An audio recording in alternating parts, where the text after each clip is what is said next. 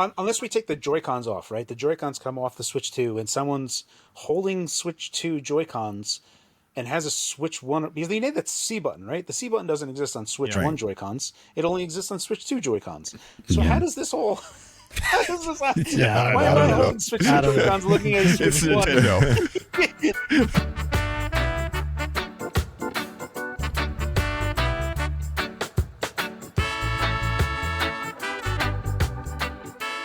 Welcome back to the NerdNest podcast. We have not been here for a couple weeks, and we've got Russ is back. He's been gone for 3 weeks. Rich has been here. Carrie's been here. I was down for the count last week, and as an apology, I figured, what if we just increased the amount of people on the episode by 20%, 25%, and I reached out to Paris from Gamertag Radio and Kind of Funny Games and a bunch of other stuff as well. And I said, hey, you want to come on the show? And he said, yes. So, Paris, thank you so much for joining us, man. How's it going? Oh, I'm doing great, and thank you for having me, because like I told you offline, I'm a fan. So when you reached out, I was like, oh my God, I get to go on. Yes. So we get to talk about all this stuff. It's really exciting.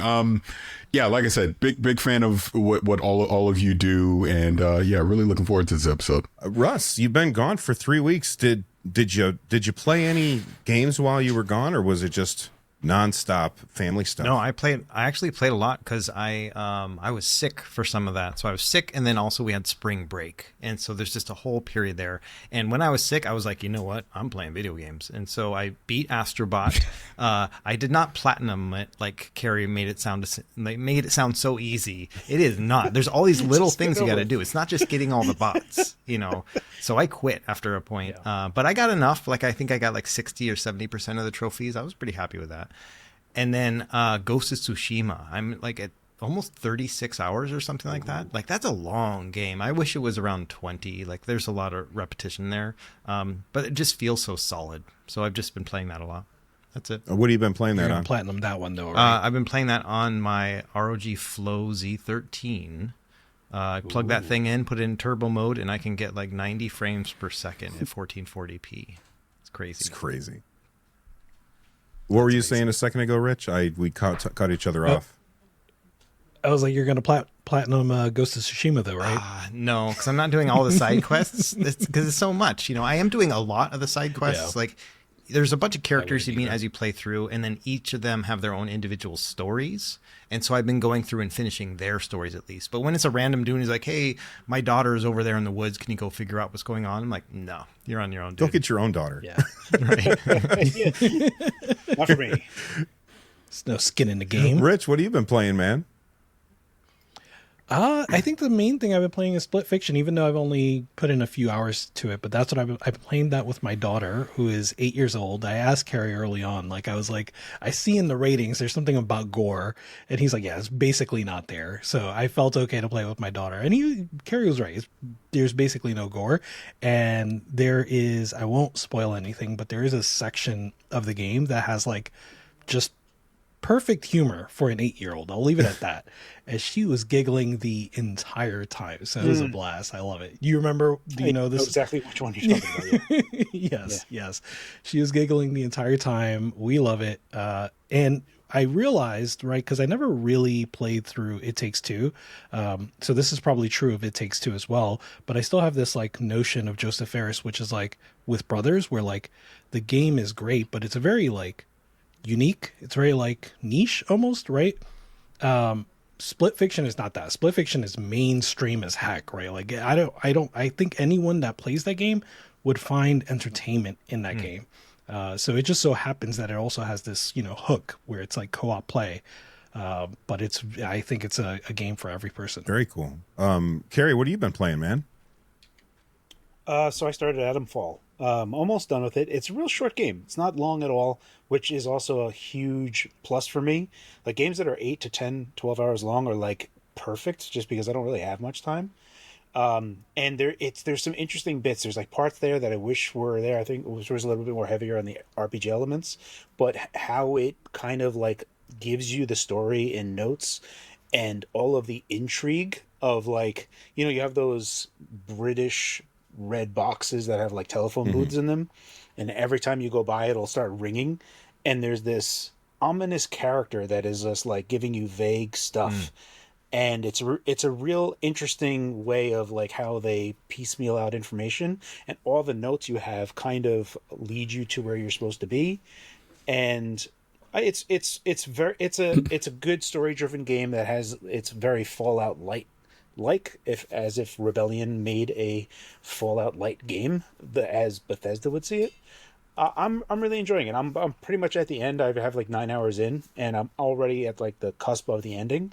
So it kind of bangs, hits all the notes for me that I want. There's just a few parts that I wish how they divvy stuff out in terms of abilities and stuff. I kind of wish that was more RPG like in a leveling sense, as opposed to go find a thing to get this thing, and it's like twofold. So you have to like get a set of like a recipe to like learn certain types of abilities, and then you have a quantity of stuff that you can pay for those abilities. So that's pretty much how it works, and I just wish that was like divvied out a little bit different, more Fallout like you level up and you have perks and stuff. But that's a weird thing that I don't think is necessary. It's just kind of like what I would have preferred, I think. Overall, it's still really awesome. I'm really enjoying it. Paris, I saw you nodding while Carrie was talking about Adamfall. Have you been playing that too? Yeah, I've played it as well, did for review, and I'm just agreeing with a lot of what he said. Like the comparison I would actually give it is I call it British Stalker 2. That's what it is. But to your point, it is a shorter experience. So I appreciate that, because I definitely think we need more of those type, like you said, those 10 to 12 hour type experiences. So as good as Adamfall is, it's really a AA game and not a AAA game. And I think that's what I appreciate most about it. When you say British Stalker 2, like when you say Stalker 2, my immediate reaction is everybody said that game is incredibly difficult. Is Adamfall like that, or is it more casual, like a filthy casual like me could enjoy? Not as brutal as Stalker 2 is, because, trust me, it can get very brutal, but it's difficult enough. I mean, it is a survival game at the end of the day, so you can't just brute force your way through all these different scenarios. You are going to have to think, you are going to have to be limited on supplies, scavenge a little bit, things like that. So in that sense, it's more like Stalker than it is Fallout, because I hear that comparison a lot. So I just call it British Stalker 2, since you're in the British Isles while you're playing, and a lot of the different British humor and things that would come out of that region are part of Adamfall as well. So I really dig Matt it. Berry in there anywhere? I don't think so. What have you been playing, Paris?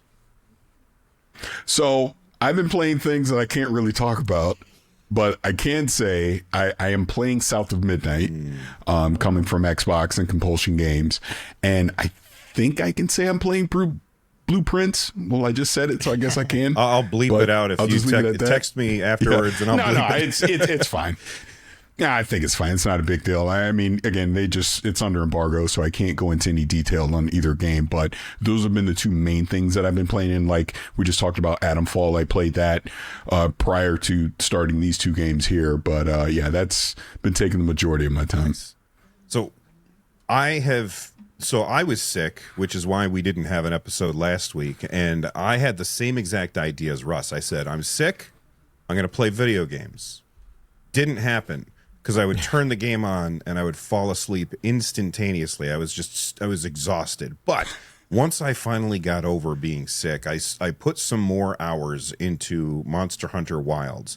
And I must talk about this game because I am absolutely obsessed with it. I've got 30 hours in it already, which for me is a lot because I usually do not put that much time into games. I'll usually see something shiny and get distracted and go play something else.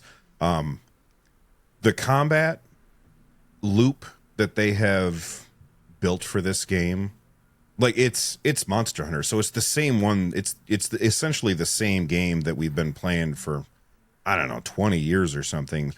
But each time they add a little something, they take a little something away. This time they added like this wound system, which is not very easy to understand until you go into the settings and turn certain things on and certain things off. But basically, as you hit the monster, you will open up a wound on the monster, and then you can attack the monster for extra damage by hitting that part. I've been playing using the hunting horn, which is like a big hammer that also plays music when you hit them.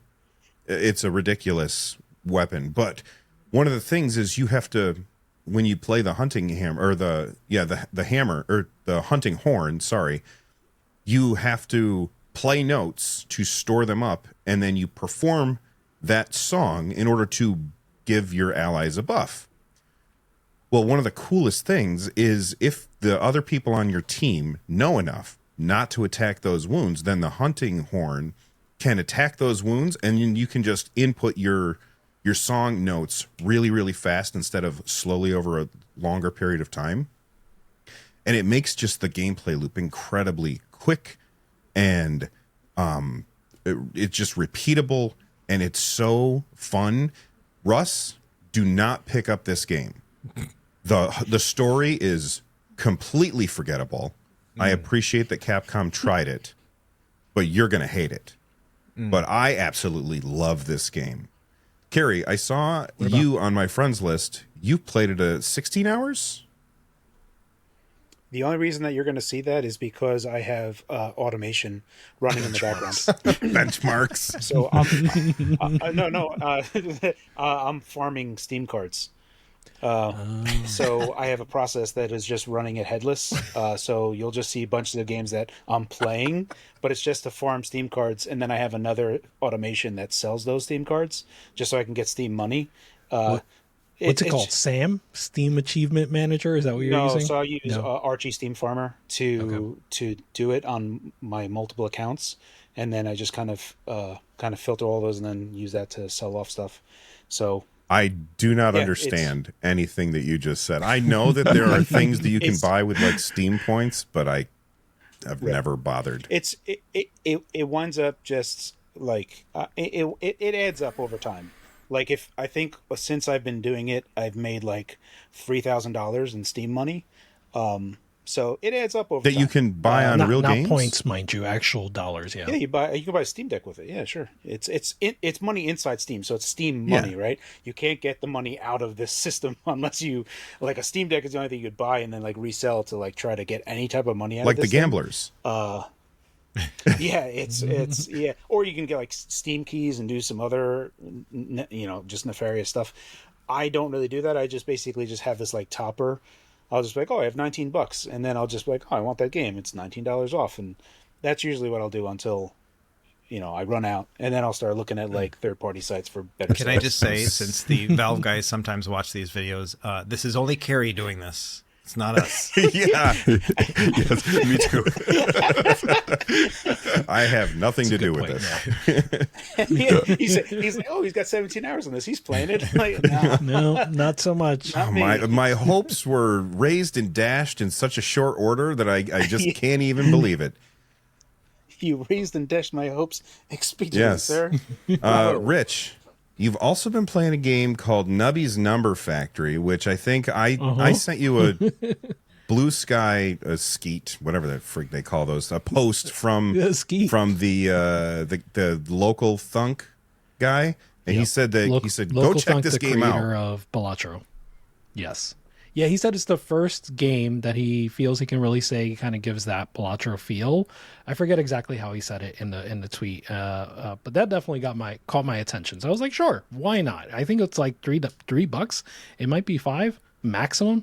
So I bought it, and it's pretty fun so far. I'm too early in to say if it's gonna get my its hooks in me, but I definitely see how it can get its hooks in other people. It definitely has like it's a little bit of like the Peggle feel where you drop a ball and it starts hitting other things. So it definitely has that like number go burr thing where it's just like you just see you can make the pegs take more hits.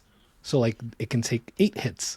And you can make it so that the more hits it gets, the more points you get. So you just see like numbers going crazy. And you buy like perks, you buy items, things like that. So there's a lot of like, which one is going to help me get the most points? I'm still so early on that I'm like, I don't know what's a good strategy. And I remember that part of Balatro too, where I was like, I don't know what to do. I'm just doing stuff. So I'm still at that point, but I see potential. Oh, by the way, it also has like a weird, like not bad, but like what you would think of as bad art style. Like it looks like Cruelty Squad kind of deal. It's just weird.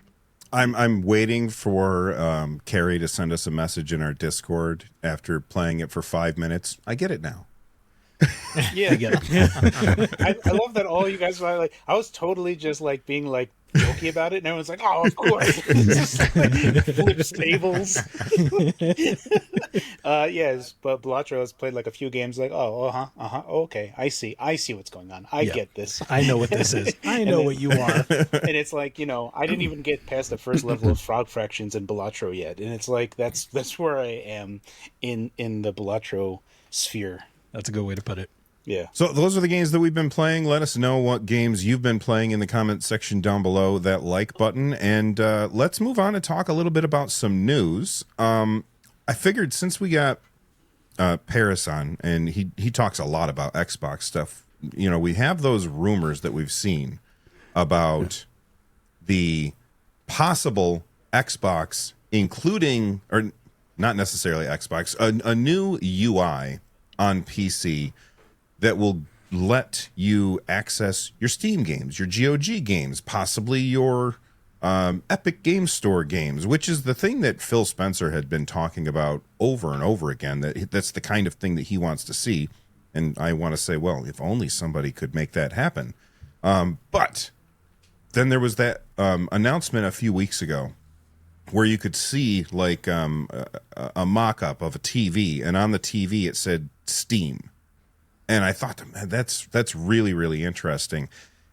Paris, do you think Steam is coming to Xbox? And for the audio listeners, I'm using air quotes for Xbox.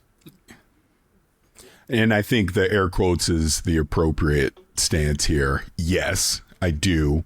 But I don't think it's going to be now you're just in the Xbox UI and you just play your Steam games and it just launches directly. I think they're going to create, again, this is my personal opinion, but to your point, if you listen to what Phil Spencer has been talking about over the past 18 months or so, ironically enough, he's never specifically said Steam. Epic, I think, is the only one that he's actually mentioned, but he's talked about open platforms. And I think they're going to have a box that is going to be open. So you will have and I'm doing air quotes, the Xbox app there.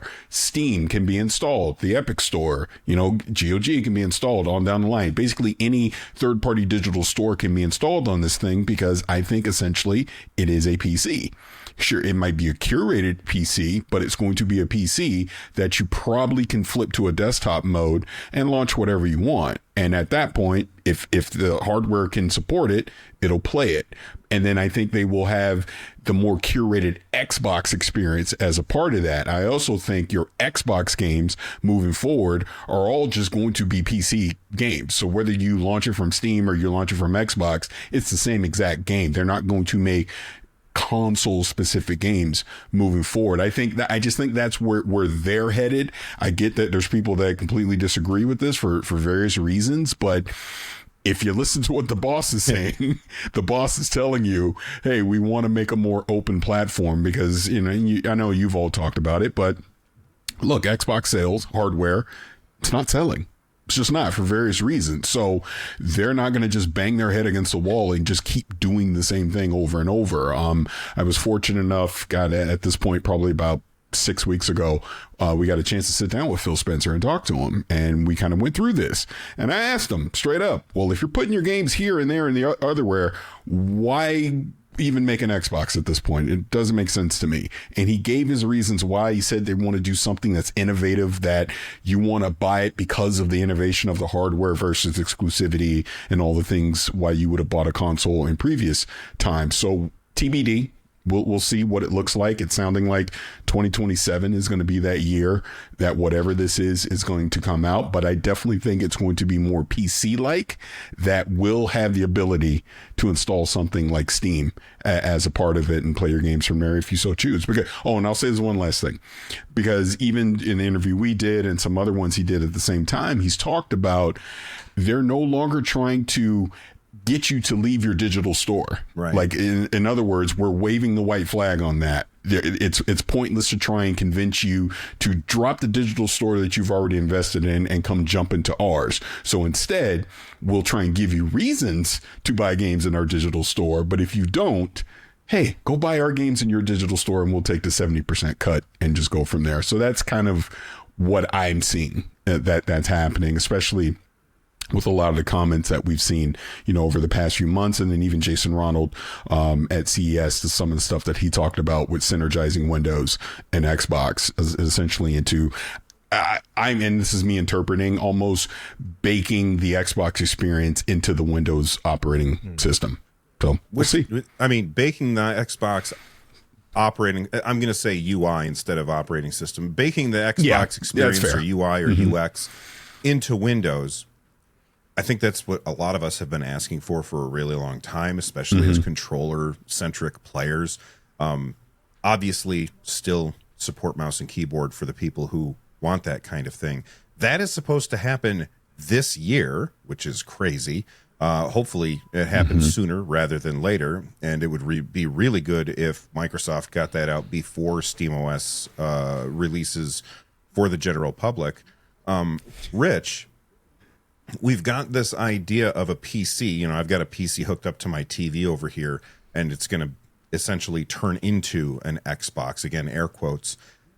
Do you see any world in which they port this experience over to the Xbox, like the actual Xbox? No air quotes. What do you think, Rich? Yes. Oh. So starting with the fact that Phil hasn't mentioned Steam specifically, I think that's a great point.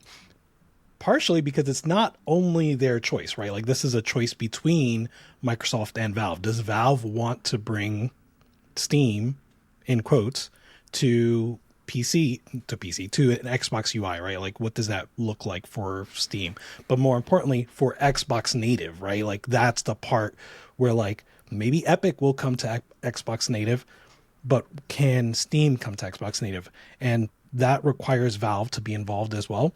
But I will say that I think Microsoft has already said that they're going to open the doors to their store, even on Xbox, to everybody. So this is a blog post I have a blog post from 2022 by Brad Smith, vice chair and president, where he says these new commitments and the commitments that he's talking about are opening the store to other app stores, right? These new commitments build on a set of more limited principles for the Microsoft Store on Windows that we adopted in 2020. Since then, we have worked to deliver on those principles, enabling other app stores to be distributed within the Microsoft Store on Windows and ensuring app creators can choose their own in-app payment systems. Likewise, we will build our next generation game store based on these new principles, and we will be transparent by providing updates on the ways that we're applying them. So, like they've already said, since 2022, in my mind, at least the way I'm reading this, that they're going to open up the Xbox store to other stores, and you'll be able to buy stuff from other stores with whatever payment method that those stores choose. What shape this will take, whether or not Microsoft's able to kind of follow through on this commitment, we'll see. But I think that they want to do this. Paris? Yeah, I just wanted to jump in on that because you make a great point about that. I think also part of this is them trying to get, can you take it back to 2022? I believe that's when they initially started the Activision acquisition, which would have been huge. And I think something that a lot of people don't talk about with that acquisition, it was really more about the mobile side. It was about them acquiring King and Candy Crush and all of that. The reason I'm saying that is I think they're trying to get ahead of, they want their digital store on the iPhone. I mean, that's really what it comes down to. Yes. So it's about, hey, look, we're opening up everything that we're doing on our operating systems. We need Apple and Google to play ball as well because, hey, look, we'll more than welcome their digital stores onto our platform, but we want ours there as well. Again, so they get a bigger slice of the pie if you're buying their games through their digital store versus, having to get it through, iOS or get it through Android or obviously, with Valve with Steam. Yeah, I think you nailed it, Paris. What I didn't mention that's in this blog post is how much they make reference to laws, especially EU laws, about these things and supporting those laws. So it's clear that they want these laws to be adopted more broadly. And I think you're right. It's because they also want to get into the mobile game, and clearly that is very hard to do with Google and Apple holding so much space. Yeah, absolutely. Well, they're in it now, right? They have Candy Crush, right? Like, that's theirs now. It isn't is theirs, Yeah, but yeah, they yeah. give a cut to Apple every time somebody That's what I mean. buys But I mean, gems like, or whatever.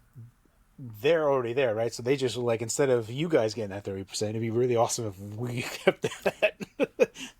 And you also have to factor Game Pass into this as well, their subscription service, because I do think there's a play to expand that into the mobile side as well, to where, hey, subscribe to Game Pass and look at all the games you get across console, PC, mobile, cloud, the whole thing. Yeah. So to your point, they're gonna get ahead of it, because they're gonna, to your point, support the EU and these other countries and regions that want Apple and Android to open up their platforms to other digital stores.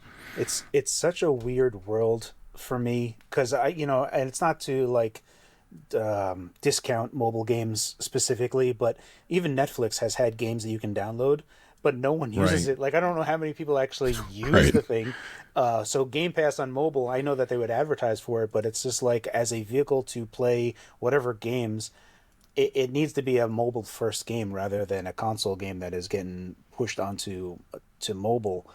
I always talk about this. I need a real gaming phone. So until a real gaming phone exists, I don't even know that I'd bother. There is some things that I find really, so I can't wrap my head around it, and I don't mind. It's if the case was, if we just lose Russ, Yeah, Russ is coming back. his audio dropped out. He's rebooting.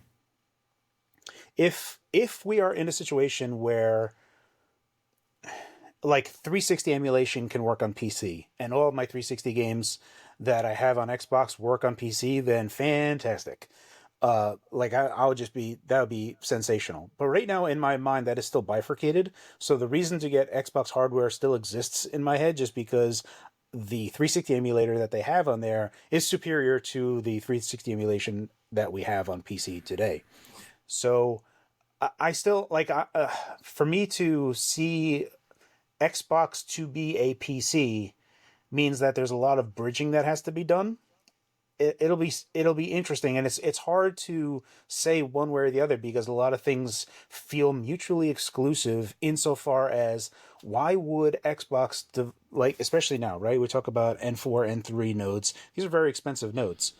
Why would you design and build hardware when, potentially there's a case where another store could be taking 30% of the cut on hardware that you paid for, right? He's like, unless they are going to be making hardware that they're going to also make money on, but then the cost of these things are going to increase. So that is where things are going to be, but these things are expensive, right? Like, and what people want out of these things, there's a very fine line of what's going to happen there. So that's the only difference I can see, is if Microsoft sells hardware that they actually make money on, then okay, everyone can make 30%. But well, I think that's exactly what's about to happen. Again, I pay attention, obviously, being involved with a lot of Xbox stuff, to the things that leadership says. And that's something else that Phil Spencer had talked about GDC last year. It's getting harder and harder to subsidize hardware, AKA, we're not going to take a loss anymore. We're going to make a profit, or at least break even moving forward. Not to mention, obviously this rumored Asus partnered handheld coming out this year. I think that also plays into whatever the 2027 next gen strategy is going to be as well, where sure, Microsoft will make what I like to call reference hardware, but I think Asus is going to make hardware. I think MSI, Lenovo, on down the line, I think you're going to see variants of all this, and I'm doing air quotes again, Xbox hardware coming from them for next generation. And then obviously these third-party partners can set their own price and performance levels as well. So I do think, and this is part of the reason why I think you're seeing Microsoft games go to a PlayStation and go to a Nintendo Switch. So there's still consumer value at the hardware level that, hey, if I don't want to spend $800, $900, $1,200 on the Xbox hardware, I'll go get a PlayStation and I can still play those games. So it's almost, in my opinion, I think they're kind of hedging their bets moving forward that, look, we don't want to be a loss leader on hardware anymore. We were in a distant third place anyways. So let's essentially just make reference hardware moving forward and we'll sell it for a profit. And people that want to buy it, the enthusiasts, they will go buy it. And the ones that don't, won't. And then you'll have nerds like us that'll just go build our own PC anyways. Right. But you're still playing their games. And I think that's the whole Essentially point. the same model as the Surface things that I can't remember, like Surface laptops and stuff that they had. I think Go ahead, Rich. Well, I was going to say the part about hedging bets is where I think I have been most critical of Microsoft recently is I feel they're doing a lot of hedging. And that doesn't get me excited, right? It's not that it's a bad strategy. It just doesn't get me excited. And so like Paris, you said, that they still want to make Xboxes in order to be innovative. That gets me excited, right? Like, and I hope that they are able to follow through on that. Like we talk a lot about just basics, right? Like they don't have gyro on X input or Xbox controllers. Like they can do that. I would like for them to do that or something like that as generations come and go. So that's what I like to see from them in the coming generation. So real quick on reference hardware, like as it exists right now for Surface laptop as like a reference idea of what was there, like you saw them come out with the almost tablet like experience that the Surface had, right? The magnetic snap-on keyboard, and a lot of other companies adopted that type of thing. That is a type of user experience that isn't so. It is a hardware-based user experience, but it isn't so far as a spec-based. What is the minimum that this thing can do type of thing? And for better or worse, AMD has only been giving us laptop parts slapped onto handhelds. They're like, oh, we have a laptop part. Let's put a Z in front of it, and probably a 1 and then an E. Let's take out the AI stuff. It's still there, but they just can't use it. Now let's just send it out there. And also, they can't get latest drivers. They can only get drivers that are very specific. How's that sound? It's like, well, it just sounds like you put a laptop part with some not so great things on it. And the Z2E, the Z2, Z2 Go find themselves to be not very attractive. So any reference hardware, it almost seems like they're going to have to also work with AMD. And it's not necessarily saying that Xbox, like for me, I always want, so you look at the Xbox Series X and the Xbox Series S, all of these are custom chips, and how they design them are very gaming focused. PlayStation's also gaming focused. So heavy on GPU, pretty light on CPU, and very, very heavy on bandwidth. So we have all of those things to make a very good gaming experience. And we need that on handheld insofar as doing all this in specific power scopes. It's possible, but we've just never really had it.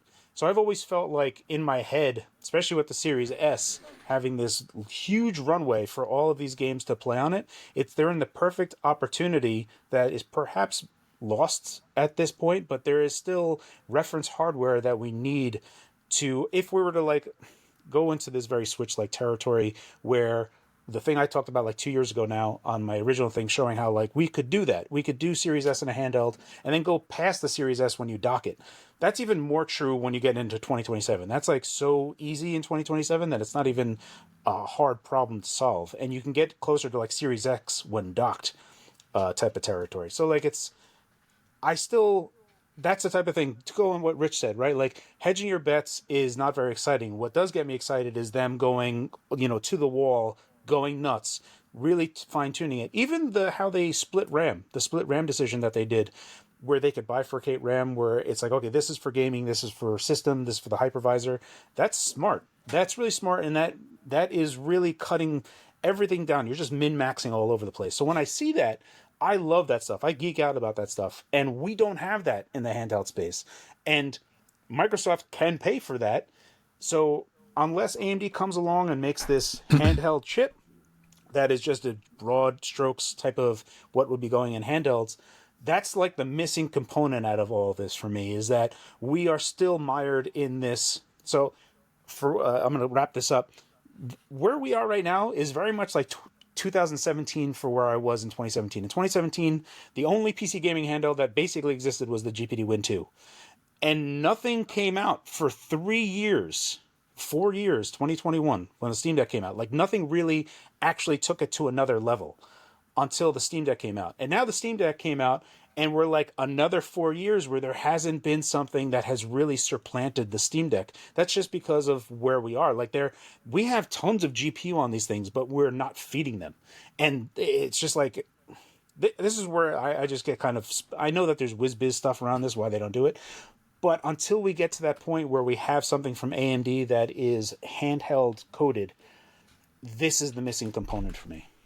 Well, do you think that's why? I mean, again, we know this partnered handheld is coming this year, but really that's just, to the previous conversation, the 2025 is more about Microsoft and Xbox, refining the UI experience for their Xbox app. Exactly. And essentially whatever this partnered handheld is going to be is just another rogue ally for all intents and purposes, right? But the 2027 one is everything that you're talking about now, where we can take that innovative leap, both CPU, GPU wise, and create something that people are going to be excited about versus, hey, it's just another Steam Deck. It's just another rogue ally. It's doing something unique in the handheld space on a performance and battery level that we're not seeing today. I think that part of that is the idea that Microsoft wants to test the waters. And if they have an Xbox logo on a handheld and it's sold in a Best Buy, I think we talked about this a few weeks ago. That is going to sell way more units than all of the other PC handhelds that are out there right now. If for no other reason, brand recognition, and it's in a store. Like, if the Steam Deck was in a store, it would sell a lot more. If these other things had an Xbox logo on them, they would sell a lot more, I think. What were you going to say? So we also had the same conversation. This really comes down to, because there's not going to really be a hardware component of this that's going to be fascinating. This is going to lean so heavily on the new Xbox side of PC, the user experience side of there, that this is going to have to shine like completely, because that is going to be what is the only thing that has a spotlight on it. So this is going to be more or less Microsoft's entrance into saying, hey, here's an Xbox handheld gaming PC. And that has to wow people so good that everything that the Xbox app doesn't do right, even today, they're going to have to fix that. All of that is going to have to get polished up somewhere, somehow. So that'll be interesting. That's a tall order. And we'll have to wait and see. I think most people, if they fix the user experience, I think most people, they would be fine with something like, what is the one thing that all of us have complained about whenever we're using a non-Steam Deck handheld, is that Windows UI sucks. It's terrible. Yes. So, and yes, there's always people who are like, it works fine for me, and that's great, but it doesn't work fine for me, and it doesn't work fine for a lot of people because the touch targets are too small. It's just not made for controllers. If they fix that, yes, they would still run into those same problems that Carrie's talking about, where they don't have enough bandwidth. There's very little CPU, way more GPU. All of that stuff will still exist, but most people, I think, don't care about that. They're just going to buy it, and they'll be like, oh, look, I can play my Game Pass games, and I never have to touch a keyboard. Yay. Yeah, my thing, and again, we have someone else that agrees with us on this. His name's Phil Spencer, because he thinks it sucks too. But my thing, and even when I talked to him, was like, I want to press the button and I want to play the game. I want that's what people want. They want to just get directly into their gaming experience. And you do that right now on a Windows handheld, good luck. Depending on what happens, right? So that's their number one priority, in my opinion. They have to fix that. If you're going to be a serious contender in this future handheld market, Windows has to be a user-friendly experience, at that level, because right now it just simply isn't. So I would go even further and say it needs to be an Xbox handheld. People who are going to be walking into Best Buy want an Xbox, and they want an Xbox on a handheld. And so I don't even think they want to have the appearance of Windows at that Yeah, point. you can't right? even show No. like a start party. Right. You got to Completely cover hidden. all that stuff up. It can still run Windows, but you can't know that. Right. That's Yeah. basically That's where the they beauty need to of get the to. Steam Deck today. I didn't mean Right. to cut you off. I apologize, but that's the beauty of the Steam Deck today.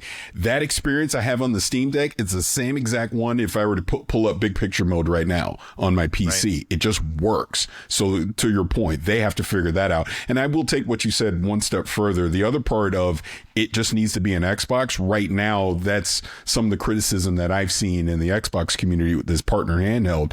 It's PC. It's PC Xbox games. It's not Xbox console games. Right. It's not my back catalog of first and third party games that are going to be a part of this, which again, I think that this is a messaging thing. They need to clearly communicate that you're going to have to wait till 2027 for that if it happens at all. Yeah, I absolutely. I told- think it's a existential question too, because we're talking a lot about, adding Steam to Xbox, right? Getting an Xbox hardware, putting Steam on it, all that kind of stuff, like expanding that, making it open. But would we rather have a Steam console that has Xbox on it? Like that's what we have to kind of figure out existentially. Yep. What hardware are we going to put our money in? And what trust are we going to put it into? Because for me personally, between the two, and I've always loved Xbox, I feel like Steam is going to be a better bet if it's going to be between two different consoles and where I can actually play the majority of my games. And so that's just another existential question. I think that we're not going to have the answer for it, but it's something that we have to keep asking for the next year until 2027, really. That actually brings up a good point, Russ, because I've been playing Adamfall through the Xbox app. So I have Game Pass, so I download it there. But I got a review code for Avowed, and I've been playing that on Steam, even though I get all Steam achievements and all the saves transfer over just fine. So I've been doing that. And when I was playing Avowed, I actually enabled Steam's recording functionality. So it works like how Xbox replaced it. Like it's constantly recording in the background, and I can just go to it and scan through it. And when achievements pop, it's super awesome. And then when I was playing Adamfall, I was like, oh, let me show my son what I did. And I was like, oh, it wasn't recording anything because I was using the Xbox app. And then it was just that was a bummer. And I was like, to your point, Steam just keeps on steamrolling with all these features, and there's just a mountain that they have to get past. So the looming target that is coming is it's going to be something. Yeah. Yeah. Also, something to think about is you're not going to. Let's say that the Xbox in 2027, and I don't think that they're going to be updating the old Xboxes like the Series X or the Series S. I think it'll just be the new thing. It'll be a PC with an Xbox interface, and it'll have Steam on there maybe. Let's just assume that it does. And I go to launch a game on Steam and I launch it. I'm not going to have access to Steam input. Like when I play Monster Hunter Wilds, I one of the back buttons, I always bind to Y and B at the same time because you have your main attack, which is Y, your alternate attack, which is B, and then the combo where you hit them both at the same time. And I use Steam input to do that super easily because Steam input is fantastic. You're not going to have those kind of features if you are not launching the game. When I launch a game on my Xbox, is it going to launch Steam and then launch the game? Right. It's likely, yes. If you have the front, if we just consider the this new thing just being effectively a front end, right? Which isn't new.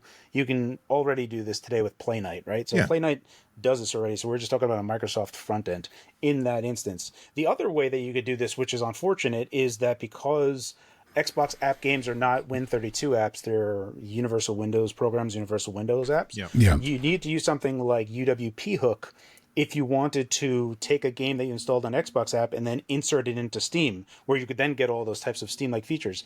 But that's not actually super awesome, and it's not easy to set up and not always works. So it doesn't go very good on the Steam side. So there's a lot there, and it's I don't know. Well, to your point, that's why I was saying earlier, I think whatever this next generation for them from a development side for this Xbox, whatever we're calling it, I think everything's 132 moving forward because I just think it simplifies it. It makes If it that's easier. the case, that would be amazing. That would Yeah. That would be I would be doing huge. cartwheels. Everyone would be like, "This is a parade. Let's go!" Yeah. Phil Spencer would be out there with that stick in front of the parade, like Win what's his 32. name in Severance, dancing around. Well, I mean, let us know what you all think about this. I think that it can be very interesting, and it solves the problem for Microsoft where they've just lost and lost and lost over and over again. This could really bring them, I'm not going to say back, but it could put them more in on equal footing with the others. But speaking of the others, we've been talking about handhelds, and next week is the Nintendo Switch. I think we were talking before we started rolling, and that was Wednesday, April 2nd. Poor Paris, it's at 6 a.m. because he's on the West Coast. Poor Russ. Russ, you're going to watch it later in the day. I'm not going to be there. No reaction video from Russ then? Maybe. He'll be live streaming it. So, first, I want to talk about this weird thing that I saw over on Insider Gaming, that Nintendo Switch 2 is going to have a 3-phase launch plan for its games, where it essentially seems like they're saying, we're not going to have any third-party studios at launch, which is the weirdest thing I have ever heard in my life. Am I misreading that? Is my reading comprehension just really bad? A little. I mean, that is what the think. article says. Yeah. Yeah, I think it's just how Nintendo phrases it. Yeah. And so, like, part of what I kind of just ignored it, right? Like, I read that headline, I read the content, and like, I read the same, I understood it the same way you did, Bill.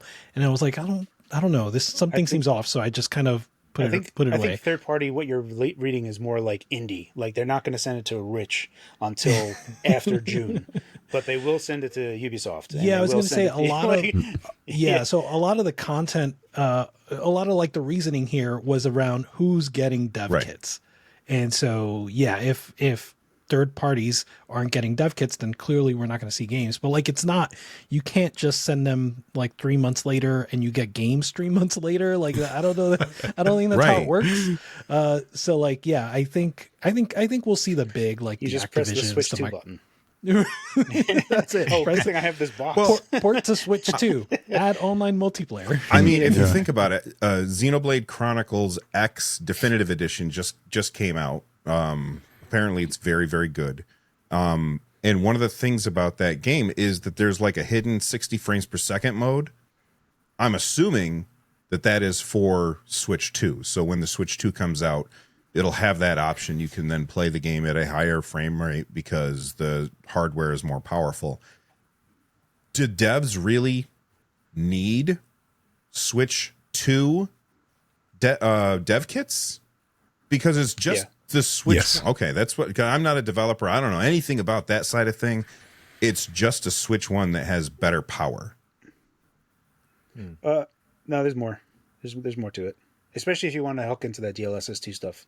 I mean, you could like foundationally do a bunch of stuff, but if you can't just be like, oh, this should work. Yeah, I mean, you mentioned the DLSS Gold. stuff. Everybody keeps talking about it like it's upscaling in the way that we look at upscaling on NVIDIA or, FSR, that kind of thing. But the way Nintendo has they patented, as they do, they patented their upscaling technology. But when they wrote the patent, they didn't phrase it like you're playing a game at 720p and it upscales to 1080p. They talked about it upscaling assets to make the game files smaller so they can fit on those cartridges. And it makes me wonder if that's a different type of upscaling, and that's why they patented it instead of just using, for example, DLSS. Does that make sense? So the CNN model that was on all the previous NVIDIA hardware, the new stuff being the transformer model, that does a bit more. So the CNN model is like, if you go back to DLSS 1, right? One of the main features that was required for that, NVIDIA Ansel, the only games that supported DLSS 1 were games that supported Ansel. And what Ansel does is it could decouple the camera from the main viewport. So what DLSS 1 was they were just using their big computers to just fly through the game at super large resolutions and build the model, build the kernel off of that superset, and then shrink that down. That's what DLSS 1 was. DLSS 2 was decoupling that and trying to do this automatically. Using lower assets and then upscaling them is something that it kind of already happens, but you're probably going to be more into compression of textures more so than anything else. I think that you're still largely in the CNN like model. I don't think that you're going to have anything outrageous, but what do I know? Perhaps Nintendo has stuff there, but it just sounds like DLSS 2 to me. Okay. They also unveiled a way to basically Steam family sharing, but worse. But also, I'm glad that they're making a step in the right direction. Like it's nice that they're doing something. That one I brought up. So I was like, this is neat, and everyone's like, no, it sucks. And I'm like, why does it suck? And they're like, well, I already have my main account on multiple Switches now, and what does that do for that? I was like, does that change? They said, I don't know, and I said, I don't know either. So, like, if that changes, yes, that does suck. But right now, it's just like you can share your game virtually with someone locally to you for a 2-week period. And that's just like a small added feature. It isn't as good as Steam Family Sharing, but it is like completely like you don't need to set up a group. You just be close to someone. Say, here, borrow my card for 2 weeks, and I'll get it back 2 weeks without, you crumpling up my disc and losing my manual and losing my case, everything else. Speak from experience. I do think that the game sharing that you're talking about, like lending it does have to be someone within your family group. Yeah. Like you can't just do it to a stranger. So then it's worse. Yeah. All right. I thought it was just the proximity.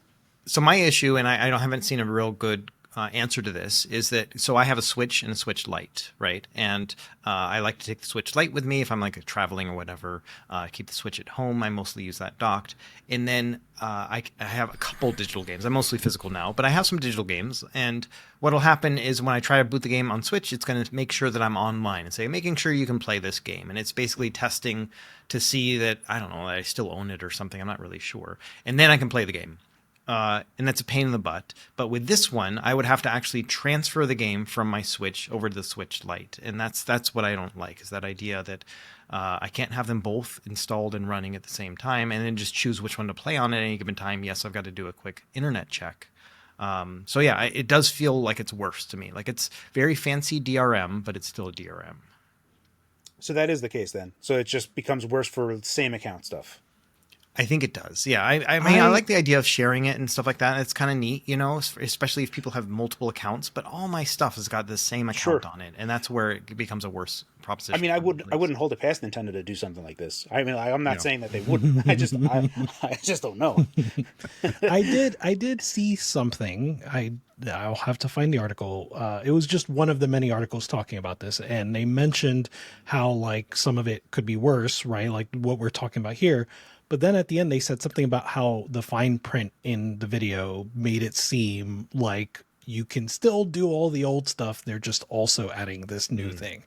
So if that's the case, then that would be awesome. But kind of similar to Carrie, where like I don't necessarily expect that from Nintendo. So yeah, there's the that. thing that scares me is it says that you can eject and then load. So like say, for example, I got my regular Switch, I got Balatro on it, my digital file, and I've got my Switch Lite with Balatro on it. Do I have to eject it from my regular Switch in order to play it on my Switch Lite? And by ejecting it, does it uninstall it? And then I have to re-download it next time. Like what is the ejecting and loading actually meaning? And that's what I kind of have issues with. If it just keeps it on there and you just eject and load it, then it's fine. No problem there. I think that'd be fine. But I'm worried about the uninstallation process. But the thing is, you brought up the fact that you like to take the Switch Lite with you when you go traveling, right? So let's say that you go home to visit your parents or something.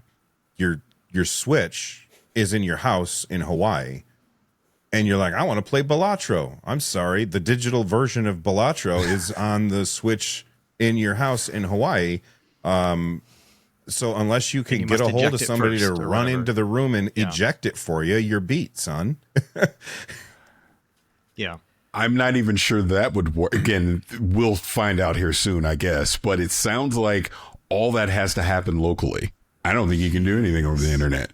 Oh my gosh. And I that's could what be I- wrong. Terrible. No, that's what how I read it was everything is Yeah. like locally. Like that's why I Yeah. thought it was not a family group. All I read was in proximity. I was like, okay, that's super limited. I guess that's for immediate families. Yeah. And that's how I read it, which is why I didn't really. It seemed like the Yeah. wide area network was omitted from this completely. So looking at the Polygon article, it says local communication is required the first time, and internet connection is required in ejecting or loading a virtual game. Ah, okay. okay. Okay. So it's like, okay. Well, it's that's already good. convoluted. Yeah. Yeah. You know what this is like? I don't know if you guys ever seen that, like when forum. I used to be on forums all the time, and now I'm just on Discord only. It's like that one thing where someone says something, and like it's like the troll group. A guy just like pops in, and it's just Nintendo coming in like game sharing, and then everyone's just fighting amongst themselves, and it's just Nintendo's walking away. Yeah. Well, I mean, I do think that no the sweat off their what brow. was that, Rich? No, I was just saying, no sweat off their brow. Yeah. Yeah, we've done our job. Yeah, that's it. You know, not to look like a bunch of Nintendo haters. The second part of it with the family sharing, I think that's awesome. Like, you know, my son has his Nintendo Switch. He's got his own account. I'll now be able to loan him my hundreds of Nintendo Switch games for 2 weeks at a time. I think that that's fantastic. So while whatever they've got going on with the first half of this is irritating, or at least convoluted or confusing, but the second half I think is great, and I like that they're doing it, and I wish that Xbox and PlayStation would follow suit. I'm assuming that Nintendo is doing this in response to Steam family sharing. Maybe not. Nintendo also pretends not to see what anybody else does, and then they just come up with their own.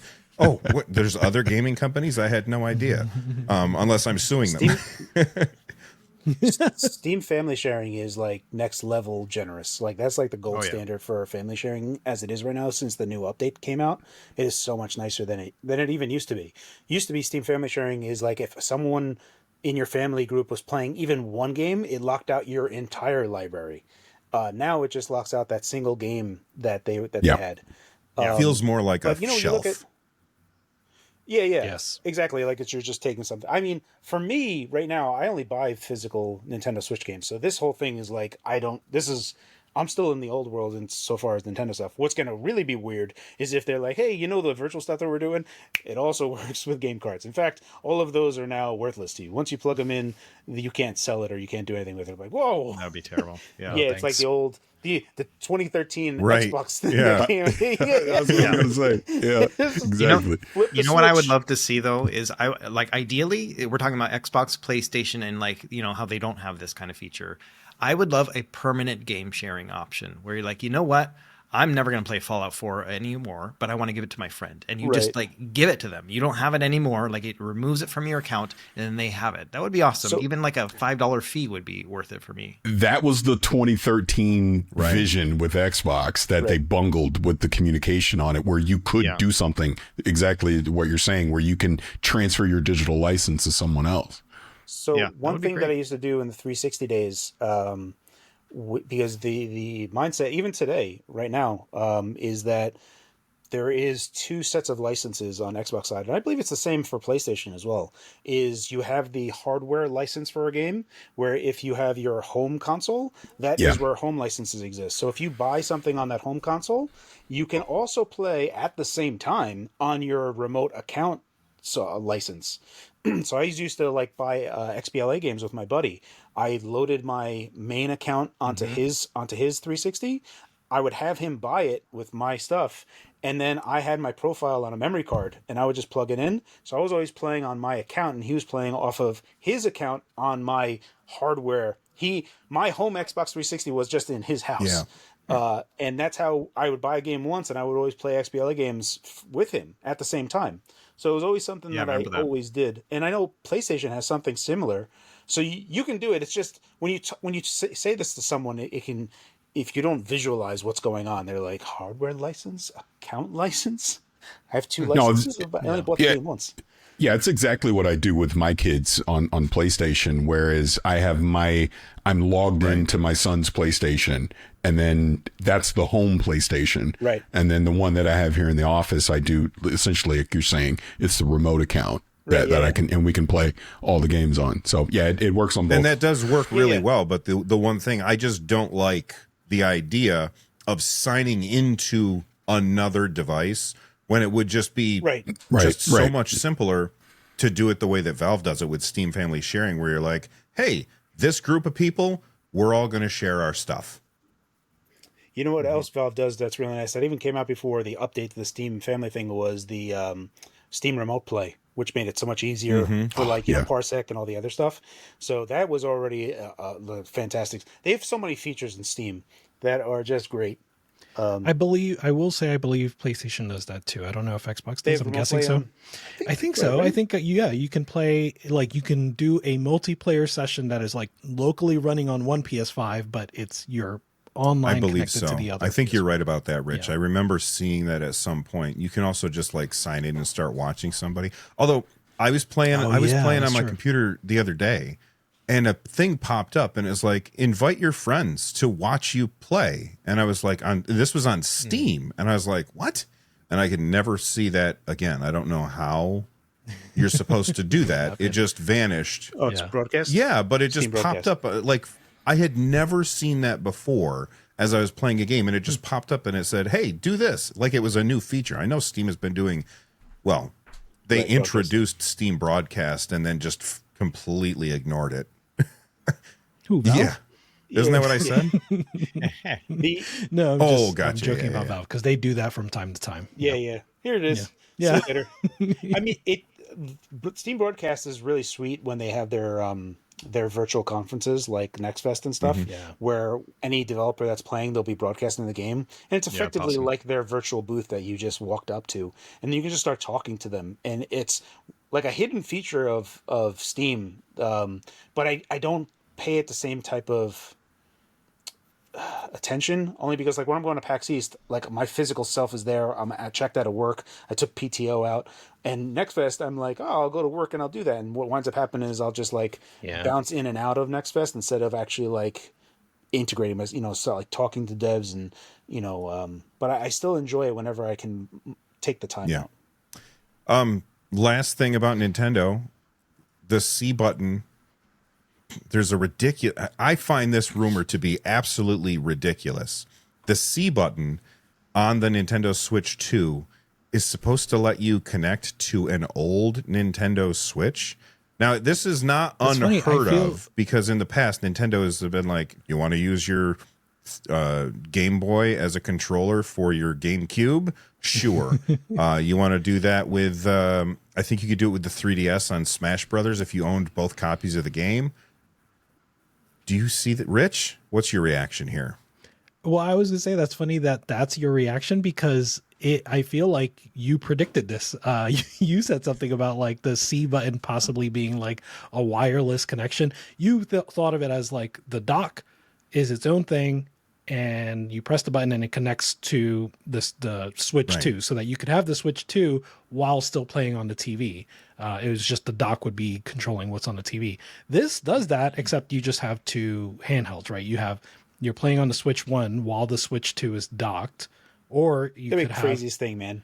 That sounds so Nintendo. It's the Wii U. It is the Wii U. Yeah, why are you guys surprised at this? This is so Nintendo. I mean, of course, this could all be done on just the Switch 2. You don't need a Switch 1. Right.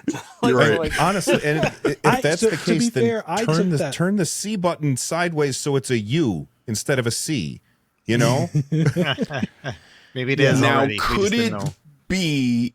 Since we're saying Wii U, because to your point, it's like this is essentially what the Switch is. Why would you even do it? But maybe it's a thing of your Switch 2 is docked. You can, with that C button, now I can play it on my Switch, on the old Switch, but it's also on the TV at the same time. Right, that's what they're saying. That's exactly what I'm picturing. Right. Why? Yeah. And by the way, I don't necessarily, I know that they said connect to the original Switch specifically. I doubt that it is limited to the Switch, to the original Switch. I imagine you could connect a Switch 2 to a Switch 2, right? It's just people probably already have a Switch. They're gonna get a Switch 2. So this is a way to now have two screens that you probably already have anyway. The only way I see this being Sorry, ahead. No, the you only go the only ahead, way I Russ. see this being as a value is if they also allow you to like beam to like a phone or a tablet as well. Like, because I'm not paying $700 to have a Switch 1 and a Switch 2 so that I don't have to pull my Switch 2 out of the dock to play. Like, I don't want to deal with that. You know what I mean? It doesn't make any sense. Especially if it's Yeah. just for like if it's for playing Wii U games or 3DS games, maybe. But at the same time, Yeah, like like the Wii U didn't dude, do like- well, and you know what? I mean, yes, they botched it, but there's a part of you're playing the game looking down and then looking up. You can't look at both at the same time. It works with the 3DS because the screens are right next to each other. Carrie? Yeah. So I just don't know that all that processing power is required, like to have like a full on Switch being this like tablet of the Wii. Because there's only like Nintendo Land was one of the only ones where you had like rendering in both places. Otherwise, a lot of times it was just a fancy menu in the tablet screen. Yeah. What if it's a family thing so that because we already have multiple Switch, like in my house, like I think I got 4 of them in the house, right? So what if it's a thing of now I have the Switch 2 docked and we all are able to use our old Switches and we can play this multiplayer game together, this co-op game or whatever, off of Switch 2. I don't know. I'm spitballing clearly, but I'm just... Sorry, I was gonna say it's very Nintendo. Like, Yeah, exactly. Yeah. Carrie, you mentioned Nintendo Land. There's Nintendo Land. There's Pac-Man Versus. There's Four Swords. Like, they've done this dual screen. They've tried this so many times. Of course, they're gonna try it again. But Yeah. Why a button? unless we take the Joy-Cons off, right? The Joy-Cons come off the Switch 2 and someone's holding Switch 2 Joy-Cons and has a Switch 1, because they need that C button, right? The C button doesn't exist on Switch 1 Joy-Cons. It only exists on Switch 2 Joy-Cons. So how does this all... How does this happen? Yeah, Why I am I don't know. holding Switch 2 Joy-Cons looking at Switch It's 1? Nintendo. This whole thing is... what made a lot of sense, what Russ said initially after his CES thing was saying that what you guys are all saying, right, is like that there is some component in the dock itself that you are just beaming to from the Switch 2 that can be a second screen while you're still looking at your first screen. I don't think that the processing power is like I don't know, whatever. We'll find out soon enough. Wednesday. It's only Wednesday. Yeah. So All this tune in speculation. next week, and I'm sure we'll be talking about the Switch 2. Yeah. Do you know what the C button does? Let me ask They this. won't tell us. Aside from like C button shenanigans, and we've asked this before, but I think it's prescient to ask it again now. Do we think we know everything about the Switch 2 at this point? No.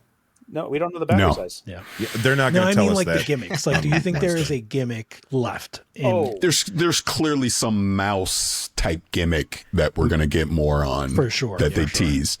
Yeah. There's for sure there's stuff we don't know yet. Mario Paint 2. The thing about the mouse Yeah. thing is it's such an ignorable gimmick that I think it's the perfect thing for the Switch 2, because most devs are going to say, I don't care about that. They're just going to make their game the same way that they already were going to make it, and that's a feature that just won't get used. Kind of like on the original Switch, the IR sensor that's on the right hand thing, where you're supposed to be able to play rock paper scissors or whatever, and I think it was used for Labo and stuff like that. Like, that's an ignorable gimmick, and that's why I think that the mouse thing, ignorable gimmick, that's a good gimmick. It's the gimmicks you can't ignore that force devs to shoehorn into their games that they don't like, and then they don't make the game for the Switch. So, what do you think, Russ? Yeah, I think the last thing I want to see from Nintendo at this Direct is to say, hey, we are now going to fundamentally change the way you play games. Like, no, thank you. Just give us a better Switch. You know what I mean? Like, Just I give don't me want Mario. Yeah, That's like, all I want. and then I've talked about it before, but like, 10 years from now, how are we going to emulate that? Like, that's another thing for me, because I can't rely on being able to, have Nintendo have some sort of way that we're going to be able to play these games and preserve them for the future. So we got to do that ourselves. So make it easy to emulate as well. So none of this gimmicky stuff, because that's always hard to figure out. Yeah, 90% of the time, I love my N64. I never emulate N64 games because none of the controllers feel right. They're all weird. Same thing with GameCube. They had the weird buttons, which I actually really liked the buttons on the GameCube, but it makes it so like I just don't play those games on whenever I emulate. I feel like that's what almost every like 3DS, I prefer to play. I actually like the 3D functionality on the Yeah. 3DS and the new 3DS. I- Also, I've- like on Virtual Boy, if your eyes don't feel like they're burning, what are you even doing? I feel two ways about that. Like I understand, Russ, your point that like, yeah, you can't emulate them. We want emulatable things. But I also feel like if you're bringing something that fresh to the table like that, I don't know. I think that's pretty cool, right? Like that I can only have the same exact experience with this hardware. If they actually fundamentally change the way we play games, cool. That's great. But there's a wide gimmick kind of range there before Okay, you ever yeah. get to that. So, Open question to everyone. Is Nintendo going to charge an upgrade fee to get the Switch 2 experience of old games? Yeah. Or is it going to just be free? Would you, Yes. Carrie? Would you?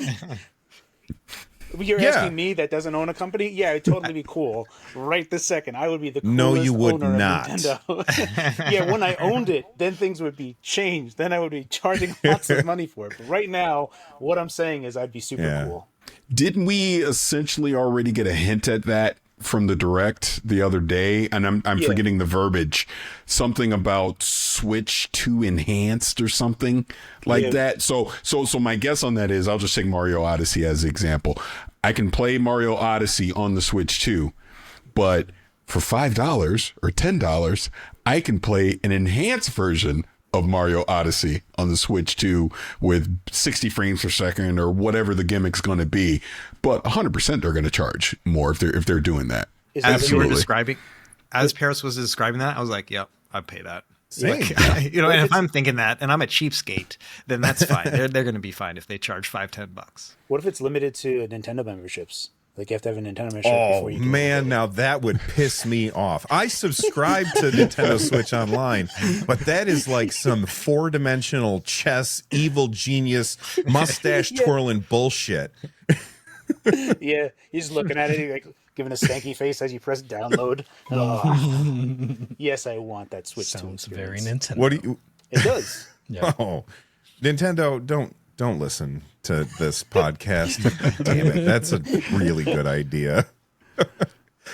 All right, let's move on. We've got a bunch of other stories in the show notes. Russ, why don't you pick a story out of the show notes that you want to talk about? Yeah, let's talk about Nier Automata. So we already kind of texted about this a little bit. So the idea was that an executive from PlayStation, an ex-executive, said that basically that game in particular kind of revived their game industry when they realized that, hey, we can still make Japanese games, very Japanese games, and the Westerners or the other countries will adapt to us, as opposed to trying to make something that appeals to a wider global audience. And so that's basically the gist of it there. And I don't know. I think Rich has a lot to say about this, and I want him to talk about it as well. But I also, I don't know how I feel about this. I feel like there's multiple avenues that they're going, and that one of them, they may be thinking, yes, we can be unabashedly Japanese and people will adapt to that, but they also still try to appeal to a Western audience from time to time. Final Fantasy 16 for me is just like this weird knockoff Game of Thrones like attempt kind of thing. And so I can see some development studios still trying to be like, all right, let's capture that Western kind of feel. And I don't know, I'm split on this, but I want them to do that. I want unique games. I want things that are weird. Hideo Kojima, as weird as he is, like a lot of that stuff feels very quintessentially Japanese, and I do really enjoy that. So anyway, Rich, what do you got to say? Yeah, so I have a lot to say specifically about Platinum, but before I get to Platinum, the like content at hand, right? Like the making Japanese games, right? And this goes back to like Xbox 360 era, where that's when they were trying to really make American style games because that's what was popular, right? Like Gears of War, Call of Duty, all of that stuff. And I think that specific topic boils down to authenticity, right? Because Platinum, Capcom, and the companies that were popular during that time, the Japanese companies, they made games that appealed to Americans like, now I'm blanking out, but Vanquish was one of them, right? Yeah, I was going to say Vanquish. Lost Planet and Dead Rising, right? Big games that appealed to Americans. And I think they were American inspired, but they were authentic, right? Like the people that made those games made things that they wanted to make, as opposed to trying to make things specifically because that's what's popular, right? Yeah, yeah. Yeah. I feel like Capcom games like kind of had that they've never felt on Capcom like, and they've always kind of straddled that thing where it didn't really have any specific type of, I don't want to say culture, but like you look at Mega Man, right? Mega Man games were rock and roll infused, right? Like the literal rock and roll is Rockman, right? It was already had Western type of themes back in when the games originally came out. So I think Rockman and Mega Man have lasting appeal and have had appeal since they first came out. And Resident Evil is also a game that was like Alone in the Dark and all of these other things that were from Western companies that Yeah. infused into what Capcom was doing. And, well, for me, I think that largely People have been thing waiting that for it comes this down to moment is for that freaking a when you year. look at what Capcom has done in the 360 era, is that the MT Framework specifically was a fantastic engine in the 360 era, PS360 era. That was one of the few publishers that transitioned from the PS2 generation to 360 generation gracefully, where a lot of other Japanese developers struggled going into the HC era. And so it's kind of interesting when I think about that Capcom already had a lot of influences, and still to this day, right? I don't know why they would have held that belief, because from the outside in, like from like I say this, as like an 80s kid, right? Like you could go like all the best stuff was made in Japan, right? Like that's literally in Back to the Future 3. Our appreciation for Japanese stuff is very high, so it's weird for me to think that Japanese people want Western games when we, or at least our generation, appreciates so much from Japan. So it's a weird sentimentality that I can't wrap my head around, because I don't know where it would have entered into their thing outside of sales and stuff. But look at Super Mario Brothers 2. Not the one that we got, the Lost Levels. Like Nintendo purposely said, you know what? Those stupid Americans aren't going to be able to finish this game. They can't take the heat. It's too hard. yeah, you can't take the heat. So they didn't release it here, and instead they released Doki Doki Panic, and as they rewrapped it as Super Mario Brothers. They've always said they don't, over there on the other side of the ocean, they don't like the same stuff that we do. They've always thought that. Rockman's a good example of that, right? Like him becoming that real life character that looks jank in the cover art for Mega Man Covers, NES. Yeah, that was weird. Well, Go so- ahead, Carrie. But I was like, you talk about, I don't know why, but Mega Man cover art, where as weird as it was, kind of like segues into 90s game marketing so well, because it was just off the wall. I don't know who was in charge of that stuff. Like, it's like, this game stinks for Earthbound. And it's like, why? As a kid I understood that. I had the shorthand to understand what this marketing thing was trying to do, but it was such a weird thing where there was just this, how do you do, fellow kids? Guy with a skateboard on his back. It was like going around. I don't know. I appreciate that the sentiment is like, I guess, going back where they're going to start making, authentic, very Japanese games. But we lost Japan Studio. We have Asobi. But there's a lot of stuff that we have to pick up, and for what lack of, the games industry has just been brutal these past few years. So there's people that, I think everyone here loves AA games. I love AA games, but I think everyone is like, you need to spend $800 million on your game, and it has to be 40 hours, and it has to be this cinematic epic for me to like want to even pay attention to whatever you have. I don't know why people have such a disdain for like 10-hour games, especially if there's no filler, right? Like I dropped Final Fantasy VII, the original one, after like 40 hours when I was like managing materia, and I was like, what am I doing? Just And last week, Carrie, you and I were, or maybe no, 2 weeks ago, you and I were talking about TV shows, and you were like, I want TV shows to have 26 episodes per season, and I was like, no, they end up with a bunch of filler. I just said back in my day, they used to make 26 episodes per year. Not that I want 26 episodes. I'm fine with 10. I'm just saying back in my day, they had seasons every year, and now it's like every 3 years. I don't. There's been 5 and seasons half seasons too. Yeah. there's been 5 seasons of Stranger Things, and those kids are 29 years old. They're in their 40s. They're us. We were in the season one. No. Right. Paris, what do you think about the comments about, Japanese games should be more Japanese? So I'm going to tangent before I answer that. And when you mentioned Super Mario Brothers 2, it triggered a core memory. One of the first endings to a game that has always stood out to me was Super Mario Brothers 2, that it was all a dream.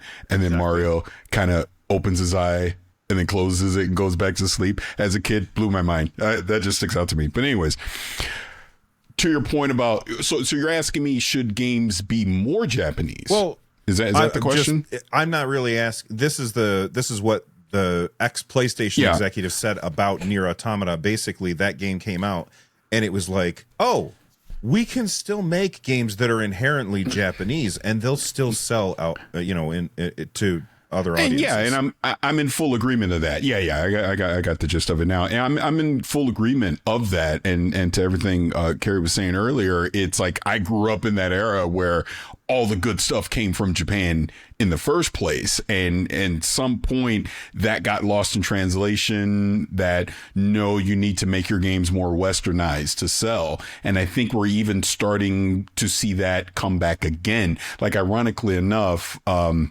I'm not going to say the full name because I'll butcher it. It's not a Japanese game. It's a French dev studio that's making it, but Expedition 33, classic turn-based, Japanese style RPG. Yeah, thank you, because I would have butchered it. But we need to get back to more of those type of games. I mean, obviously, Astrobot was one last year that everyone, celebrated. So, again, another core memory, just taking it back to the 2000s, probably when we started to see a lot of this change. I remember, like, with Xbox, you had Lost Odyssey, you had Blue Dragon, stuff like that. But there was a game they were making, I think this was original Xbox. It was coming from Level 5, and it was called True Fantasy Online. That would have been just a pure Japanese online experience, and it got canned, right? And I always have wondered why that happened, but I want more stuff like that. And I keep talking Xbox stuff, but what was it? Scalebound would have been another one during the 2010s that got canned, which I think would have done very well in a Western market. So absolutely. And then when I even think about just like Team Ninja, like we lost a lot of their great games that we got in, from the 2000s that you just simply we're not getting anymore. And ironically enough, now we're going to get Ninja Gaiden 4 coming out later this year. So no, I think the Sony exec was spot on with that. I think that market, I shouldn't say it's untapped, but it's been neglected so long that I think this new generation of gamers coming up are going to have an appreciation for it after so many years of not being able to experience those type of games. Well, and they've been able to experience when those games. It's just that they haven't been AAA. Yeah. Fair. Except for Souls, right? Like that's the big thing that proves this theory right. Souls, Elden Ring, Sekiro is just like, just authentically what they've been making that entire time. Russ, what were you saying? Yeah, and I just want to add that so it's not just a Japanese thing too. Like there are games like Heavy Rain, for example, and even the Rayman games. Those feel quintessentially French to me, and I love that too. And the British. I forgot the name of the game we were just talking about, Stalker 2, the British one that you guys were playing. Adamfall, right? Quintessentially British. Like, I want to see all that kind of stuff because it just gives us a better glimpse into some of these cultures and stuff, and it doesn't have to be, like, watered down. Control's a great one. That feels so Scandinavian, and I don't mind it. I like that. So that's the kind of thing I like to see as well. So, what are you going to say, Rich? I was just saying Black Myth Wukong also, another one. Oh, right. Just, yeah, exactly. Yeah. China. Yeah, that's another untapped market, I think, of games that we're starting to see now. The Out of This World, also French developer. Yeah, very French. And then that kind of the cinematic platformer kind of went away, but his specific style of design for cinematic platformers is wholly unique. And you look at the difference between Out of This World and Flashback are presented the same, but as you play through them, wildly different. So I don't know but I still love point and click adventure games. One quick thing, and I don't really mind to digress. I do want to take a tangent. Paris, I was also going to bring up Super Mario Bros. 2 and the everything was just a dream. I'm gonna two tangents here. One, I can't. Anytime that it was just a dream, Super Mario Brothers 2 has ruined that for me forever. Whenever anything, I was like, that's just Super Mario Brothers 2. Yeah, I yeah. one time wrote a screenplay where there was like a super group, and they all had specific abilities, and then there was an evil group that also had specific abilities that were like counter to each other.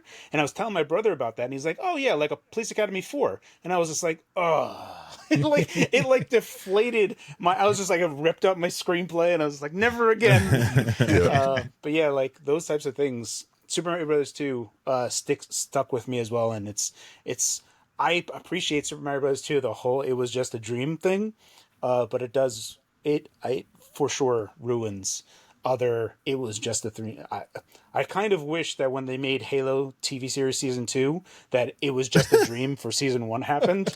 And it's just like, oh, that whole multiverse thing that was just John dreaming, and we can go into this now. My favorite, it was That's always funny. just a dream, is the Bob Newhart, where he wakes gonna say up Bob and Newhart. it was, that was it was so a dream good. from his other Yeah. show, and I was like, oh my god, Yeah, brilliant. Also, yeah. I think that there was a version of that for Breaking Bad too, not on Breaking Bad, They but I did think it it. was a Yeah, commercial. right. Yeah, it was like a parody. They were just making Yeah. fun of it. Yeah, yeah, and it was because it was Malcolm in the middle, and then he's sitting there telling his wife, he was like, "Yeah, I was this drug dealer in Albuquerque, and it was horrible," and he's crying. Oh, it was so good. I love Bryan Cranston. Amazing. Paris, I wanted to thank you for mentioning Scalebound, which was developed by Platinum, and Yep. Ninja Gaiden 4, which is developed in part by Platinum, because I'd be remiss if we left this topic without me getting on my Platinum soapbox. Because the thing that kicked this off in chat was that I said Platinum will forever be the most underrated studio in terms of impact. And in this article, mind you, Platinum doesn't get mentioned once. So this article, again, is about Nier Automata making game development studios in Japan realize you can make Japanese games and it's not a big deal. But Platinum doesn't get mentioned once. Of course, Yoko Taro gets mentioned twice, and deservedly so, right? Like he is the Nier creator, right? And then for this article specifically, I will say that on the one hand, there's a little bit of like survivorship bias, like you think of the plane with all the bullet holes in it, and like, Nier is just a game that happened to come out of this and succeed. But there were so many games that were authentically Japanese at the time that didn't succeed. So that's something to kind of keep in mind there too. But I do feel like Platinum is the most like underrated studio. And so like what I mean by that is, and when I say Platinum, I'm using that as shorthand, right? So like I'm thinking of specifically Mikami-san, Kamiya-san, and Inaba-san, right? Like the three heads of Platinum and their journey from Capcom to Clover to Platinum to where they are now, right? Like Kamiya's back at Capcom, Mikami has his own studio. And I feel like they don't get mentioned enough for the things that they created. So like, first of all, just character action combat, right? Like everything from God of War to Batman to Hollow Knight doesn't really exist in the way it exists today if it wasn't for Devil May Cry. Launching a character, launching an enemy, following that enemy into the air, and then beating them up in the air, right? Like that doesn't exist. And then there's like dodge rolls, which did exist before Devil May Cry, but like I feel like Devil May Cry really cemented that. Parries and like parries were, I think, in Devil May Cry 3 and Bayonetta, but really like Metal Gear Rising was the one that really like set parries apart. And then also in Devil May Cry, they have like the "You Are Dead" screen with like a halo kind of effect, which kind of feels like the "You Died" in Demon Souls. It's exactly like that. The rank screen at the end with the S rank. I don't think the S rank really exists without Devil May Cry. No, dude, S rank is definitely from Sega sports games like Top Skater. That's true. and, That's true. like, That's why it's all of those, S. they always- All the arcade games. That's What's why that? it's S for Sega. I didn't know that. Is that true? I don't know. I'm just saying Sega had. I remember playing Top Skater on the arcade and like getting an S rank, and that's all. I just know that Top Skater had it before then, so I feel like Sega in their arcadey things had S ranks. My mind is But blown. I feel like to your point is that when we take a look at, and I'll let you get back to it. Sorry to interrupt. No, you're good. Is you look at Demon Souls, and more or less they have been making. Go back to Kingsfield. Demon Souls is just more Kingsfield. And Kingsfield is literally just a 3D action-y version of Wizardry and all those super hard dungeon-based games. So these are a lot of Western influences that went over and had a big impact in Japan, and then they put their spin on it, and that like took paths in a lot of different ways. You had Towers of Daruga, and then that went into Legend of Zelda. Then you had Kingsfield, Demon Souls. All of these kind of have their roots in wizardry from on the west side of things. So it's interesting how this like mixes and matches. So I wouldn't say that it's like exclusively a Japanese thing, but like Sega definitely with that S rank. I feel like that S rank. I wouldn't bet money on it, but I would be like, hey, did you get the S rank in Devil May Cry from Sega? Yeah, all right, cool. I thought so. Yeah. I bet they did. I will say, like, I don't feel like it didn't get popular until after Devil May Cry, right? Like, so I don't know that we'd see it in like tier maker stuff if it wasn't for Devil May Cry. But that might be biased because I love Platinum. But I mean, that's beyond my even soapbox. just the influence stuff, I just think like, Okami, Beautiful Joe. Like there are so many different, very unique things that were big hits, very Japanese too. And I really enjoyed a lot of those as well back in the day. All right. For sure. Paris, we got a lot of stories here in the show notes. You want to pick one? Let me pull it up and let's talk about. Okay, so you just did that one. Let's not talk about Xbox because I talk about that too much as it is.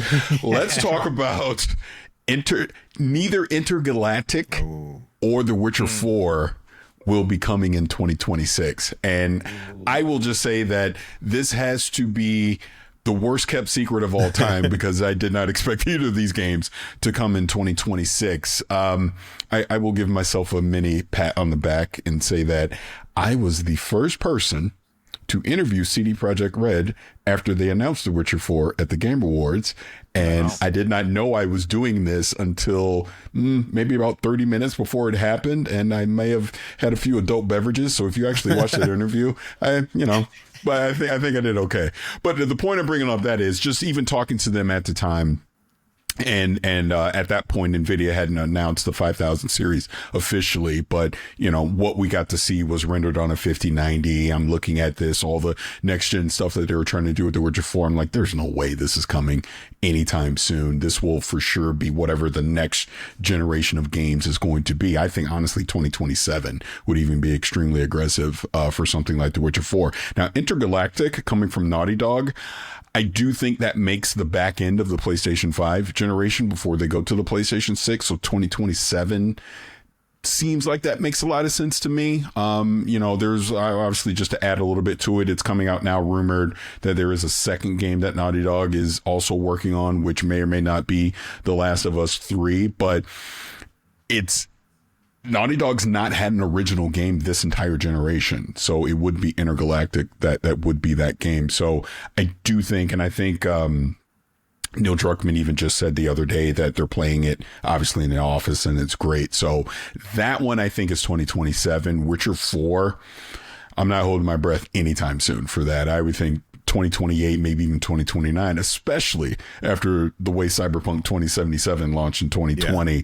They're not putting a game out until they're sure that it is, pretty polished and, glitch free, bug free. So yeah, that's my thought on that. So Witcher 4, I'm 100% with you. Zero chance. Intergalactic, we don't know how long they've been working on this. 2020. So it's been a long time, and part of me, just a small part of me, wonders if they said, you know what, GTA 6 is coming out this year. No, thank you. Just get out of the way and just let them have that runway. I mean, we have tons of developers that are like, I don't want to. It's like when an Avengers movie comes out, you go to the movies, you can't see anything but Avengers because there's every single theater is Avengers at 10 o'clock, Avengers at 11 o'clock, Avengers at 12 o'clock. And they don't have anything else to watch, essentially, except for maybe like Downton Abbey, Man, I totally disagree with that, though. I totally like Barbie and Oppenheimer. I think more people watched both of them because of all that stuff. You know what I mean? Like, I think just throw them all out there, let them compete. You know what I mean? I get it into the theaters because they have limited seating and stuff like that, but throw those games together. I know that these companies are like, no, we're not going to go against GTA 6. Just do it. See what happens. Well, I was going to add to that and say, without getting myself in trouble, so this is completely nameless, but someone I know at a game development studio making a game straight up told me that GTA 6 is the 800-pound gorilla in the room for the holiday, and they don't even want to announce a release date for their game until they hear when GTA 6 is coming out, because it's either we got to get out in enough time before it comes out, or we push into 2026. There's no way you want to come out around the same time as that, which is crazy to think, but realistically, I get it, because there's only one other game that could come out the same time as GTA 6 is going to be fine, and that's Call of Duty, So even bringing this, slightly back into our Switch 2 discussion, this is probably why you're seeing, that rumor of the 3-prong approach, because I think, what is the holiday plan for Switch 2 games? Does third parties really want to put their games on Switch 2 during the holiday when everyone's talking about, GTA 6? Does Nintendo themselves, let's just pretend it's 3D Mario, would they want to put out 3D Mario the same time as GTA 6? Or does it make sense to just hold it until early 2026? So I know I've tangented off of what we're talking about, but yeah, that game has really put a stranglehold on the back half of this year. Go it's ahead. crazy because then, so my other thought then is like, okay, there's going to be a vacuum though, because not everybody wants to play GTA 6. We want to play something new, right? We did a tier list, right? And I think I had the highest ranking and I gave it an A tier. All the other guys were like, oh, C or D, I don't really care. I was like, I just kind of want to see what happens, but I don't actually think I want to play it. It's going to be like 200 gigabytes to download, like all that stuff, like that already makes me want to play something else. So I think that other companies can take advantage of that vacuum as well. So who knows? I obviously don't run any of these game studios, but I just think somebody should go for it. I think, just to what you're saying, because I'm in agreement with everything you're saying, but I think with the current state of the industry, and we know it's a dumpster fire right now, it's just people getting laid off and just exploding budgets and not getting return on investment, everything that's going on, I think these companies they don't want to take risk. Yeah, and that game is a known entity that is going to sell. That's why you're seeing the crazy rumors about $100, which I don't think will happen. I don't think so. But nobody wants to risk. Nobody wants to risk their high budget AAA game coming out the same time as that game and it tanks. And now you're laying off people. The studio might close. Who knows what might happen? So I think that's a lot of it. Yeah, makes sense. And even though I don't want to play that game, there is a lot of people that do. I just looked on YouTube. Yeah. Grand Theft Auto 6 trailer, 247 million views. That's incredible. Incredible. Rich, what do you think about this, man?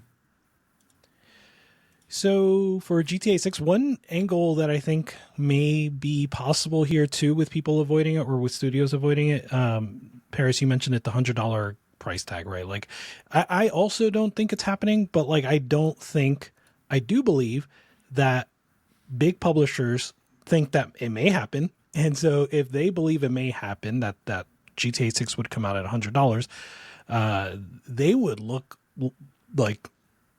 terrible if they released their game at $70, then GTA 6 comes out at $100, and when they could have delayed and released their game after GTA 6 for higher than $70. I think that as a consumer, that sucks. But like, I have to imagine that the Activisions, the Ubisofts, the Take-Twos even, are thinking like that right now. So I think everybody's going to certainly avoid GTA 6 as much as possible. And I understand it, but I am with Russ where like, I wish they wouldn't, right? Like I do think there's going to be a vacuum. I'm in the same boat as you guys. I'm not that excited about GTA 6. We talked about it in our hype episode. So yeah, there are a lot of games that I'd rather play. Would Intergalactic or Witcher 4 be one of those? Intergalactic for sure. Absolutely. Totally. Witcher 4 is pretty high, but I haven't played Witcher 3, ironically. I enjoyed Witcher 2, but I haven't played Witcher 3. So that's one where I know I have to get to. So I have time before Witcher 4 comes out. I can tell you, Rich, that there are cards in Witcher 3, so you could probably play that and you'd be all set since you love Balatros so much. This is true. Oh, okay. So listen, we got Russ, we got Paris. Rich, did you pick a story? What is happening here? Oh, he's got cards. He's got Witcher cards. It's upside down. He can't hear us. Yeah. There you go. Is that like an official Gwent deck or something? Gwent, that's the name Is of it. that? Yes, Gwent. I kept thinking Triad, but I know that's the FF8 game, Triple Triad. Carrie, was that like a Gwent game? You're muted. Oh, he's You're muted. Yes, it was Gwent. All right, there you have it. Yes, sir. Rich, did you pick a story yet? I don't remember. I've forgotten. I have not picked a Let's story, go. so I'm going to ask you to tell me about a story that I'm very interested in. Can I do that? You can try. So I saw the headline that you pasted in there about Respawn and a Star Wars turn-based game, and I didn't know this was a thing, so I want to hear about I this. didn't know that this was a thing either, but it looks like Star Wars meets XCOM. And as somebody who I want it. loves Star Wars, even the bad parts of Star Wars are fun to me. The idea of playing, getting your, setting up your sniper, maybe it's like focused on the Bad Batch or something, which is a great show if you haven't watched it. But you get your sniper up there and he's got Overwatch over all of this area. And, you just move your little guys around in a turn-based tactical game. That sounds incredibly fun to me. And I threw this in here because I'm always excited that EA no longer has the exclusive Star Wars license. So we can see this kind of thing happen more often. Does that sound like something that you want to play, Rich? Yes. So I'm not like huge into Star Wars, but I am huge into tactics games. So this sounds like a lot of fun. The weird random one that I love is Mario and Rabbids, which is also like actually really XCOM good. adjacent. Yeah. Right. So anything that can kind of capture that spirit, I'm going to be here to play it. Along those same lines, the Ubisoft version of XCOM is a lot more mainstream friendly rather than XCOM, because XCOM is like real. You're talking deep. about the original, right, Carrie? Yeah. Yeah. So like, it's like almost like Fire Emblem, like original, Fire Emblem bad. Like, I'm not doing so bad. Okay, I got this. I only lost 3 people, and then there's like, oh, here's the second wave of enemies, and you're like, oh, they're all gonna die. And I never really what was it? It was a launch title for a 3DS, Ghost Recon tactical game. That was. I actually bought that on launch because I bought a 3DS on launch, and I really enjoyed that. I played that on my commute all the time. So I do like Ubisoft's take on strategy games. They kind of water it down a little bit, but in the right ways, I would say. It's very approachable. It's so unreasonable of me, but I just get angry when I see games like this coming out because I want Star Wars Eclipse, and they have nothing to do with it. But this is the Quantic Dream game made by the Heavy Rain guys, right?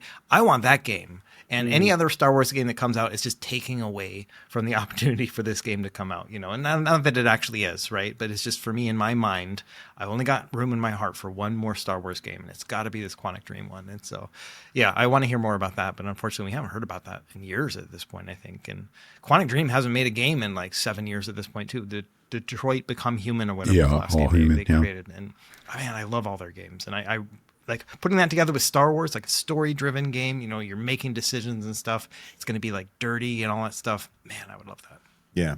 They went through like the toxic workplace kind of stuff. So I don't know if that like contributed to their lack of production in the last few years, but that could be a factor. Yeah, totally.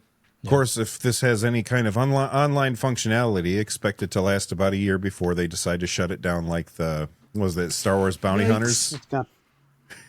Unfortunately, it's gone. Just like that. Yeah. Paris, are you interested in a tactical Star Wars game, or is that not your jam? I am interested in a tactical game. I'm not necessarily so this might get me kicked off the show. I am, well, you can't see it. I am a huge Star Wars fan. Like, I grew up, like, I still remember being in the theater in 1980 and seeing The Empire Strikes Back as a little kid and crying because I didn't know what was going to happen to Han Solo. So it's like, I'm a Star Wars fan. I'm not a fan of current Star Wars, though. For various reasons that we don't have enough time to get into. I applaud Disney creating Lucasfilm's games so that, to your point, it's not just EA making all these games anymore. You can get other studios and other ideas out there. So sure, let's see what a tactical Star Wars game would look like. I don't have a lot of faith. And that's just me. That's just a me thing. So I would wait and see what it would be. But yeah, I'm a huge, like you mentioned, Mario Rabbids. Like, I love that. I thought that was fantastic. So XCOM, I love that stuff. So sure, it could obviously work in that universe, but I'm just not that hopeful. I personally think, and this is me, there has not been a really good Star Wars game since KOTOR. Well, you didn't like the what were the ones that EA made? Jedi Survivor, Fallen Order, and Survivor. They're okay. Yeah, I played a little bit of them. But they have their flaws. Play that much of them, so I don't. Yeah. I can't really speak from a place of knowledge. And I love Respawn, but ironically enough, and I'm sorry that I'm tangenting all over the place. That's the show. As much as I love Respawn, whenever I see them making a game that is not Titanfall 3, I get grumpy. Come on. Why are we not making Titanfall 3? That's the game I want from them. That's fair. I'm here for the Titanfall 3 campaign. I like it. Yeah. Okay, Carrie, pick a story off of the list here. Already, I had one already chosen. I was actually going to talk about the multiple publishers ready to delay their games because I wanted to actually talk, and even though we had already taken a brief stab at this, I am not of the belief that GTA 6 is firmly going to come out this we've year. said that 1,000 times on the show. Yeah, so I wonder if all of this, like, trying to pivot around the 800-pound gorilla that was talked about is also, like, at some point you have, like, the 800-pound gorilla, and then Russ is just like, just send it. Like, just do it. Maybe the 800-pound gorilla won't be there.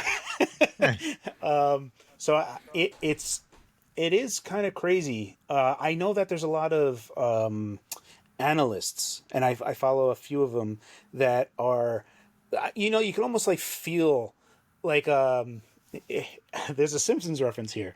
You ever see that Simpsons episode where it's like the U.S. broadcaster watching a soccer game, and then it goes to the Mexican announcer? So it's like the U.S. announcer is like, center passes to forward, forward holds it, forward passes the center, forward passes the center, center holds it, and then it goes over to the Mexican announcer, and he's all, like, amped up, and he's like, this forward passes the center, holds it.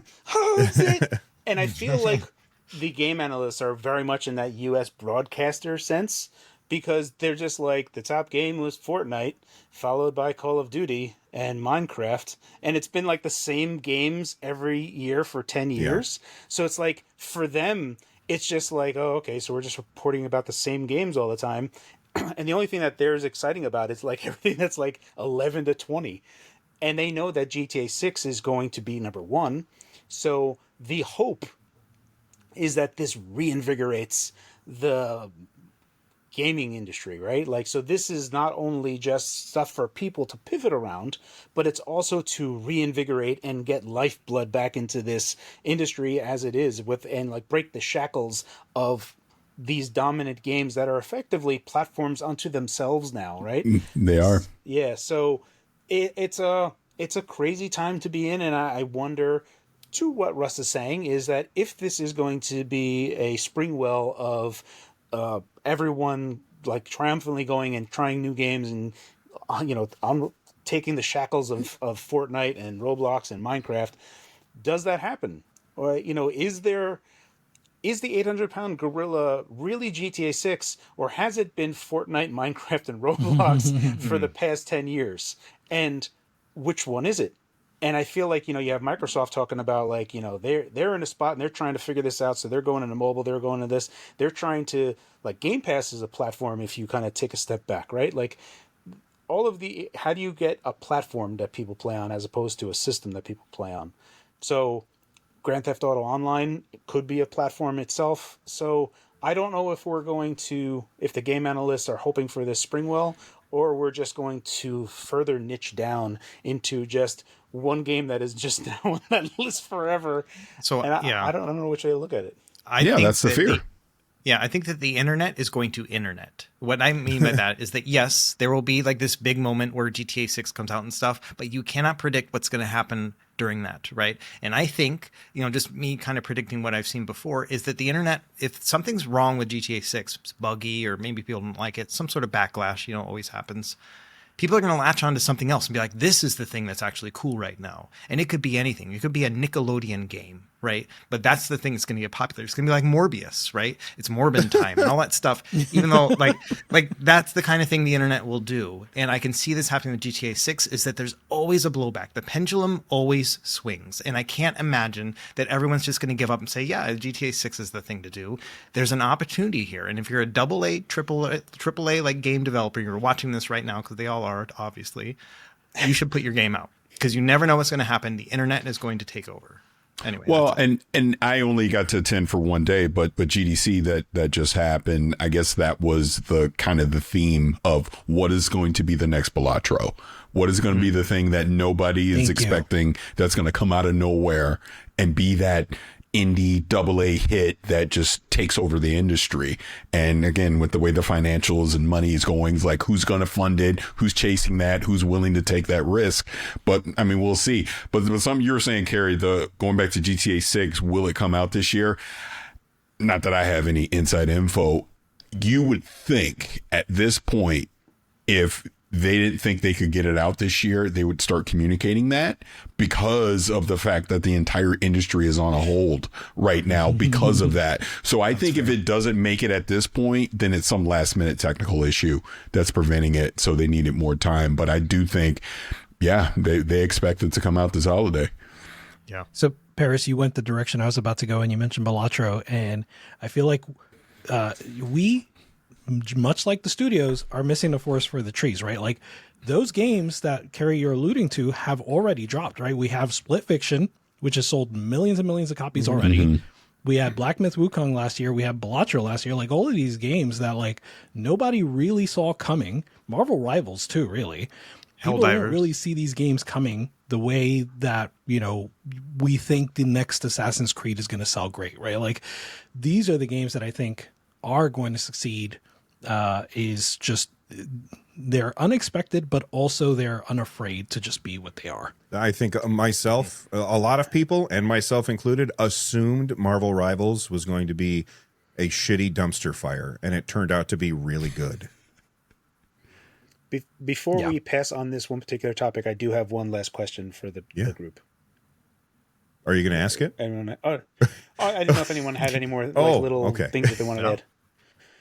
If not, then one thing that I would like to ask all of us is that I look at my own kids and nephews and what they play, and my own son is still like heavy into Roblox, like super heavy into Roblox, and he gets out of there every now and again. Like he's like, oh, I wonder what God of War is like, and he'll play God of War for like 10 minutes and then go right back to Roblox and other things that are on there. And I look at my nephew and he's in Fortnite. My daughter's into Fortnite. And it's not that I tried saying play this game, play that game, but I feel like every kid in my surrounding, the adjacent thing that I see are all of these games that I wouldn't have played when I was young. And I feel like when I look at the lineup of games in 2025, I'm ecstatic. Like there's just banger after banger, month after month that's coming out for us, our generation. But my son could care, he doesn't even pay attention. Like, oh, okay, that's cool. Like, and he's going back to his. Do you know why that is, Carrie? We're old. Well, I mean, yes, we are old, but think like when we were kids, we would go to the mall and hang out at the mall. The games that you're talking about, they're the mall. That's like when I play God of War, I can't talk to other people. Like I can't be, oh my God, did you just see that cool thing that Kratos did? No, I'm sitting, it's a single player game. Roblox and Fortnite and Minecraft, they're the mall. And that's where the kids spend their time. Oh, you're 100% spot on. So of my three kids, my oldest, she plays Fortnite, Overwatch. And it's like you said, and the noises that I hear coming out of the room constantly, they're hanging out and talking and doing whatever. My son plays Minecraft, very similar. And then my youngest is in the black hole that is called Roblox. That's it. Those are the three games that they play. They don't play anything else. And we're excited for all the other stuff that's coming out right now. We'll talk about it. Like you said, they could care less. They'll get to it when they get to it. Yeah, I mean, I'm playing Ghost of Tsushima, right? I'm 36 hours into it. It's like playing a movie. I love it, right? My son doesn't even watch movies. Like, he wouldn't even care, It's right? true. Like, It's true. He doesn't want to play a movie. He doesn't even watch them in the first place. Whereas that's what we grew up with, right? And so, yeah, it's just a totally different mindset, I think. Go ahead. I was gonna say my son doesn't watch movies anymore either. Like, he doesn't have the patience for them. Which, yeah, we can talk about the downfall of society potentially. that Yells at cloud. Right, exactly. But yeah, you guys are spot on. My son plays a good amount of Roblox, and a lot of that is social. Like, we have not neighbor, but someone that lives 2 minutes away. But most of the time they spend together is either at school or playing Roblox together. So that's really interesting too. Since Marvel Rivals, he has been playing a lot more Marvel Rivals. And then I mentioned earlier, Zoe, my daughter, we've been playing Split Fiction. So, like, there's a variety, but you're right that the hubs still exist. So they always go back to those hubs. Mm-hmm. Well, go ahead, Gary. I mean, I don't mean to have it be bittersweet, but I feel like we are looking forward to everything that's coming out, but I feel like there's almost this inevitability that is just coming, and I don't know. I get melancholy. What's the inevitability that you're talking about? That these kind of games will disappear? The marketability, the profitability for the games that we're talking about. If it comes to that, like, indie games are like I've been loving indie games since like 2013, like 2010. Before it was so cool. That I'm still, yeah. There's still a lot of people that do not play indie games. There's still a lot of people that look at indie games as sub, right? Like, they're not. It's something that comes on PS Plus, right? Like, it's not the main attraction. And there are people that, like, I talk to people on Discord about it. I'm like, oh, this game looks good. It's like, oh, it's just indie fodder. And I'm like, oh, all right. Well, I guess that's one way to look at it. Well, I wouldn't be melancholy about it because look at your friends. backlog. Oh, I mean, my backlog is endless. It will never stop. So you'll always have something to play. Yeah, I mean, that's true. It's just that I don't know. I guess there's always Nintendo. This episode of Cheering Up Carrie is brought to you. All right. Well, I think that's going to do it for us this episode. Thank you so much, Paris, for coming on the show and hanging out with us for 2 hours. And tell everybody where they can find all of your stuff and tell us what you're working on. Well, first and foremost, thank you for having me on. It's been an honor. Had a lot of fun speaking with you gentlemen about video games, as I love to do. And as you can tell, I like to talk, so it's right up my alley. But you can find me over at Gamertag Radio. You can find me over at Kind of Funny Games. And I have my own personal YouTube channel. Just search my name, Paris, Parris, and you'll be able to find it. And I'm usually rambling about something on social media as well. And that is at Vicious696 everywhere. There'll be links down below so you guys don't have to type things. You just click and it works. Russ, what are you working on, man? Oh man, I just finished an hour long. It was 1 hour and 18-minute long guide video for how to set up Android-based devices, like a handheld or like a phone or a tablet. And it was exhausting. And I was supposed to update my written guide at the same time because I made a similar video about 3 years ago, so I was doing an update. I was so exhausted I didn't even get to the written guide, so I need a couple of days to work on that. So that's what I'm working on right now, is updating the written guide. And I don't know what I'm gonna record after that. Who knows? Head on over to youtube.com/retrogamecore to find out. Rich, what are you doing, man? Sabbatical continues. I'm going to keep playing Nubby's Number Factory, Marvel Rivals, and Split Fiction. I'm going to have a ton of fun this week. Awesome. Very cool. Are you still maining Thing, or have you moved on to somebody else? My main is still Cloak and Dagger. The Thing has been like my fun kind of try something new. But like if I'm playing ranked, it's Cloak and Dagger. Awesome. Carrie, what are you working on? I finished up my SteamOS vanilla video that got reposted a lot by a lot of places, Yeah. and then everyone made like other videos like, oh, it's just been like a flurry of vanilla SteamOS. So that was cool. The next video I'm working on is going to be because a lot of people didn't see my main Strix Halo video, so it's going to be yes, Strix Halo can work on a handheld, and it's just going to be like, here's the Asus RG Ally X, and here's running Celeste at 7 watt, and here's Strix Halo running at 7 watt. Who'd have thought it? So just to kind of like really just like as a title, just be like Strix Halo can work on a handheld. So that's the one I'm working on, but I'm on call, so it's going to be a bit brutal to get through this week. Fair enough. Well, that's going to do it for us here at the Nerd Nest. Thank you so much for spending 2 hours with us. You guys are awesome. Stay rad, and we'll see you next time. Bye-bye.